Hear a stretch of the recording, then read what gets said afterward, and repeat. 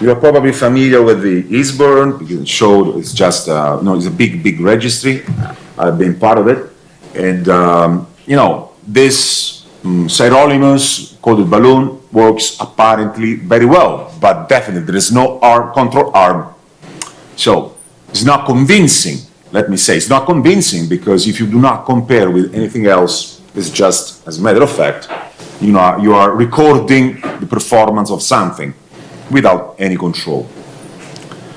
But obviously, if you look at the general concept, general messages coming from the literature, you see, as I said before, that paclitaxel might be associated with better result, might be because of this toxic effect. So you can expect a positive late lumen loss, which means a lumen gain. Then the transform one came out. It was honestly a bit of a, misleading information, I have to say, because we were not expecting this result, but as a matter of fact, in these two technologies, as you can see, Magic Touch versus Sequent Please Neo, were compared head-to-head. And head-to-head, Sequent Please Neo was superior. Or, if you prefer, Magic Touch didn't meet the criteria for non-inferiority, whatever. As a matter of fact, this Paclitaxel-based technology showed to be superior.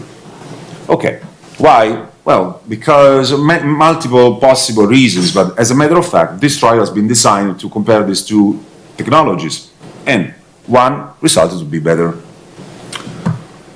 Again, this interesting, let's say, analysis done by Bruno Scheller.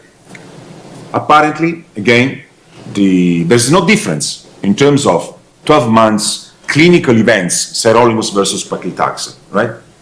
So someone can argue that, depending on which specific technology you are evaluating, results may differ. And I will say, results differ, full stop.